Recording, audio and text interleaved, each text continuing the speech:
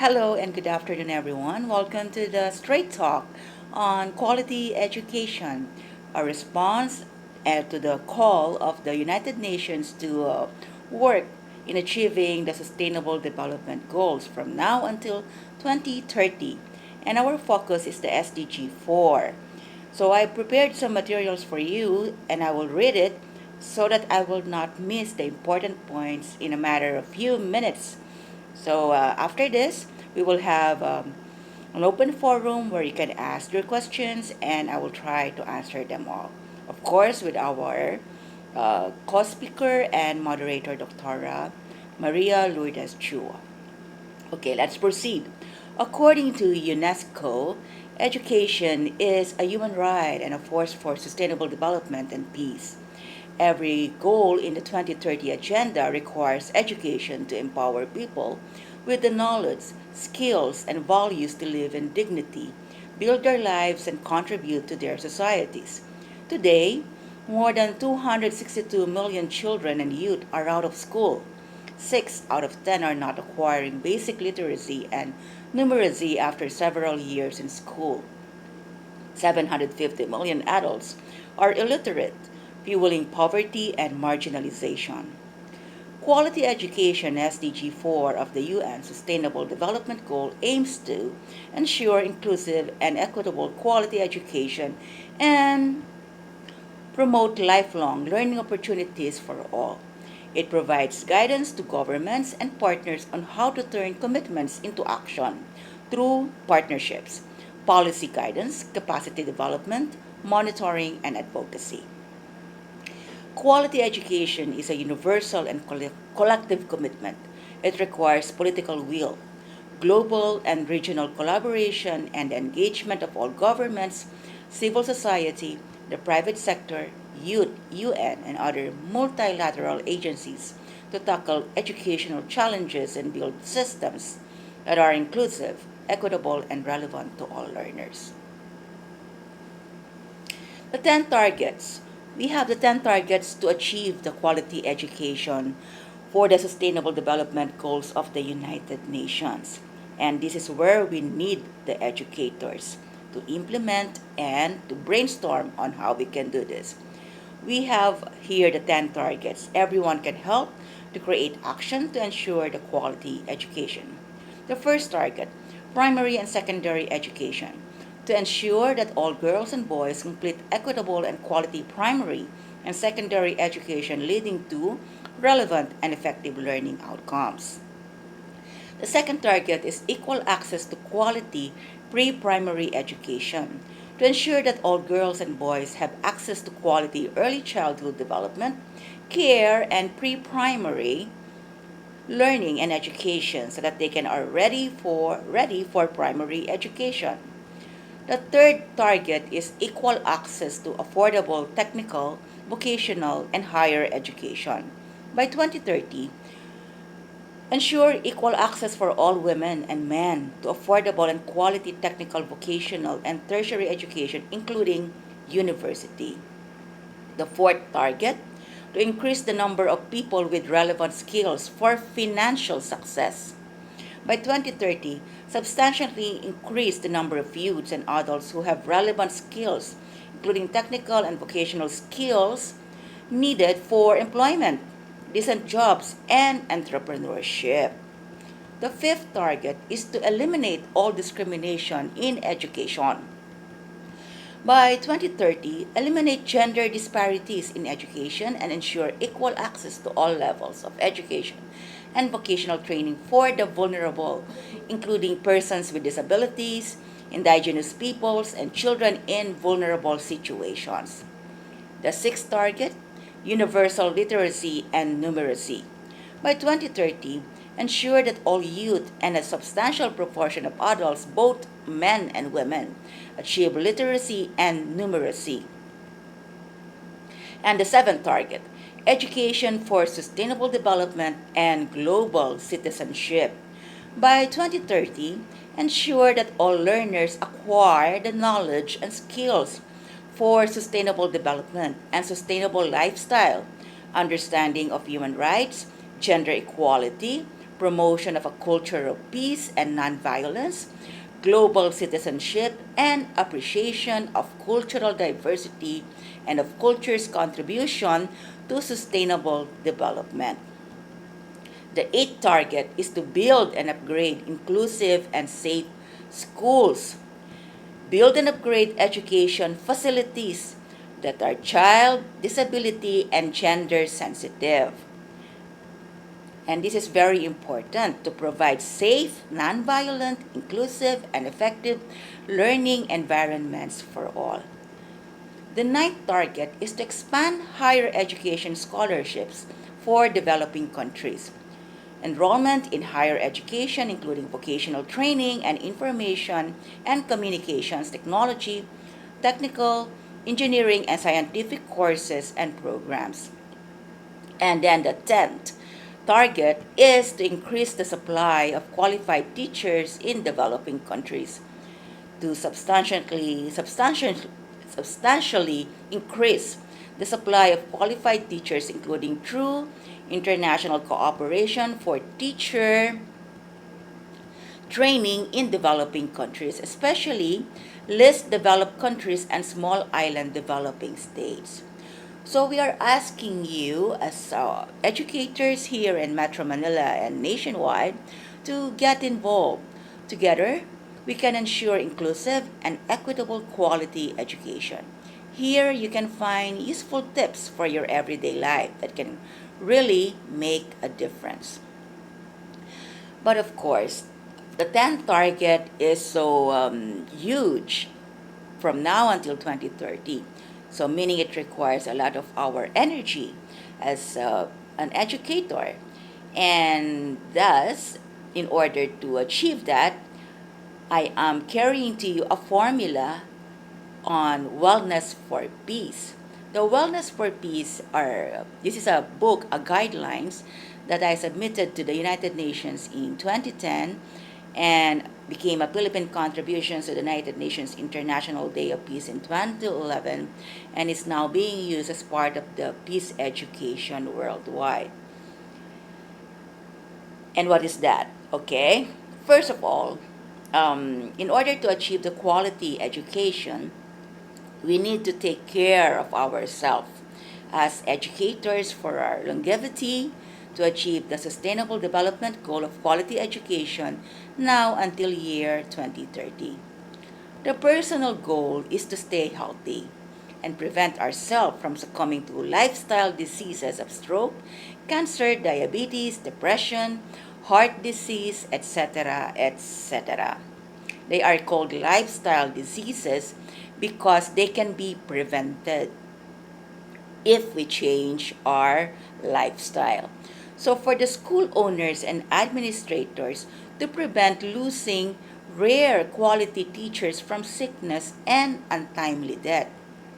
And for all of us as educators and professionals and workers to keep the dignity, uplift the morale, innovate the self, and upskill all educators on their teaching skills that can adapt to the needs of learners in this changing climate.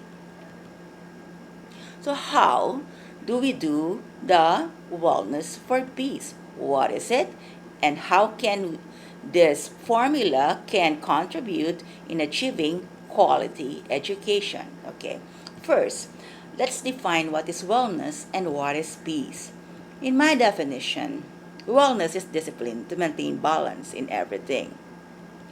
While the definition of peace, according to Sailing for Peace, is that peace is not permanent. We always work hard on it. Conflict is healthy because it defines who we are. What matters is we settle our conflict without killing each other. And how do we do that? Not losing, not killing, and at the same time, keeping the balance because we are disciplined. How do we do the Wellness for Peace? By achieving the wellness in mind, wellness in body, wellness in spirit, wellness in environment, wellness in economics, for peace within and share it to others for nation building. How are we going to do it? In wellness in mind, we will discipline ourselves as educators to detoxify our mind of all the negative thoughts that we absorb for the whole day. We shall do this in order to save our health and regain our peaceful personality. But first, we should know what the toxic thoughts that we have. It is important to identify where the toxic thoughts came from and when.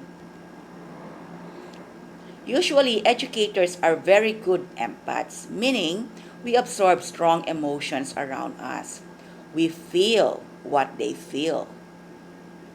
Being an empath actually made us good educators because we can easily sense the emotions of our learners and that we can use that empathy skill to teach even a stubborn student. However, as educators, we are also exposed to the overwhelming political issues, views, and intrigues in social media, Facebook, Bible groups, radio, TV, newspapers, etc., etc., aside from our own personal circle, where we also hear, listen, and take a lot of intrigues and a lot of mistrust because of what is going on. And that too much exposure to strong negative emotions can also drain an empath and can lead to anxiety, restlessness, loss of trust, loss of sleep, tiredness, and sadness, to which, if we don't learn how to detoxify, can lead to health issues such as cancer, obesity, bulimia, hypertension, and depression. So, to detoxify, I have several mindfulness workshops that will deepen our self-awareness in going back to our innocence. Modules on how to heal trauma and build empowerment. Modules on how to relax the nerves and rejuvenate the senses through breathing and yoga exercises. These are called holistic retreats and leadership trainings, and they are all designed for professionals, educators, parents, and students. Included also in my modules are the self-help tools from the World Health Organization, or WHO, on person-centered recovery planning for mental health and well-being this pandemic and beyond. I also have there the self-help tools from WHO on preventing suicide of the young and old, and also finding happiness to heal depression and ways to build back better for sustainability after this pandemic. By the way, the WHO has an organization, of course, and that is currently being so active with the COVID-19 response, is also active prior in 2007 onwards up to now on lifestyle diseases prevention campaign, to which I am also supporting since then when I survived the stroke. So we've been doing tours and also visiting a lot of government offices, conducting pep talks on wellness, so that everybody can understand and the importance of the preservation of life. Okay, through keeping and maintaining a good health. Okay, so let's proceed. Wellness in body is discipline in our food intake. The basic rule is to eat to medicate and not to overweight. So when we eat the poisonous chemicals in processed foods, fast foods, and unhealthy foods, we allot a certain budget and time also to detoxify our body by cooking, eating, or drinking pure veggies and fruits daily. According to my friend, a retired nutritionist of the Philippine Heart Center, Pearl Asguera, she said we can use the colors of the plate to nourish and detoxify the vital organs of our body, such that the blue, violet vegetable foods like grapes are good for the brain. The red veggies and fruits are good for the heart, like strawberries.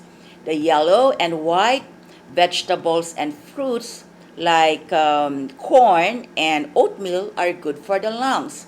And the green vegetables, of course, we know this already, and fruits are good for the kidney. So my wellness tip here is so easy. All you have to do is that When you are in the grocery, find a place there and then just look at the colors of the vegetables and fruit and then pick them up and buy them. And then go home, cook them, and then eat. And that's the easiest way to detoxify, to eat, to medicate. Another wellness tip is to work with nature and not against it, such that take the sunlight as source of energy to process melatonin at day in order to have a restful sleep at night. The trees and the birds are our friends, so let's allow them to propagate to help us in our breathing and releasing happy hormones, dopamine and oxytocin in our body to fight the autoimmune diseases. So let's not cut trees. And once we accept our nature connection, we can already connect the colors of nature to the colors of our personality to the colors of wellness. This is also a very nice module for personality and leadership training for teachers. Then we can go deeply to our wellness and spirit, where we can improve and maintain the discipline of being one with our Creator. By allotting at least an hour a day to connect through prayer and dialogue, we can strengthen our faith. We develop the humility to accept that our spirit is the breath of God within us. That's why, as educators, we should be obedient to God's teachings to avoid greater damage later on in our health and in our life as a whole. Then once we detoxify and nourish our mind, body, and spirit, then we are ready to keep the discipline in achieving the wellness in environment. Why? Because to be a good caretaker of God's creation, we need to make sure that we are well within our own being. The emotional and physical challenges of caring for nature when the earth is getting old and the climate is changing, resulting in the melting of ice, huge seawater rise, extreme weather, strong earthquakes, unexpected floodings, pandemic, etc., creates the feeling of uncertainties, fear, and darkness of hope to the future of humanity. We must be strong, brave, and ready to face it. Since humans are the dominant figure in the environment, it's our responsibility as educators to study various personalities to create a culture of understanding and unity in the midst of infighting, chaos, and confusion. Wellness in environment is actually a never-ending behavioral study of ecology. And this includes people, animals, insects, plants, trees, etc., to find solutions to end discrimination. Discrimination is a deterrent to the golden value of caring for one another and healing as one. We can stop the habit of negativity and discrimination through ecological research, human behavioral case studies, social interaction, establishing caring relationships, and nurturing. Once we make this positive holistic wellness as a habit, we can transcend this energy within us to others, creating a culture of kindness to one another. Then, eventually, our economic wellness will be easy to reach because our source of income in order to live in dignity is the same circle of support that we nourish and created in the process. What we give to nature, we receive. 10 times 10 times 10, right? And also, since we are well in mind, body, spirit, and environment, we tend to be more grateful and appreciative of what we have. We become mindful of our lifestyle. We only spend what we can afford. We live simply, resulting in lesser expenses and less complicated situations. But we know that if we choose to live a lifestyle beyond our means, then we will put in more effort to achieve it. And since our self-awareness is very strong, brought about by our journey to holistic wellness, we know that at the end of the day, what matters is that we are happy for what we did for the whole day. Right? And that is because at the end of the day, the peace within is in our own heart, and that will make us have a good night sleep. So, The wellness for peace is actually a never-ending process. It is a never-ending exposure, experiences in life, day by day. And this one, of course, is very challenging to all of us. But we can do it because as educators, we are gifted with patience to understand. We also have the gift to study because we love to teach. That's why we can only teach if we know what is the subject. And this Wellness for Peace is actually a subject about life. Okay, so until such time that we have that, then we can share our peace at home, schools, workplaces, and communities for nation building. Wellness for Peace is an ongoing process of making ourselves better to make the life of others better. We dwell in with life, we experience it in complete senses. We learn our lessons, then we teach everything to our learners. Self-discipline to achieve balance in everything, deepening of social awareness to create solutions, climate adaptation to pursue peacemaking, and innovation to achieve quality education. Everything, as I said, is a process. So thank you so much for listening. Please stay for the question and answer. You can ask me your questions together with our moderator, Dr. Chua. And then we will also announce at the end of our session the schedule for free leadership trainings for the teachers and for the administrators on stress management, holistic leadership training, holistic wellness. So see you again in a few minutes. Thank you.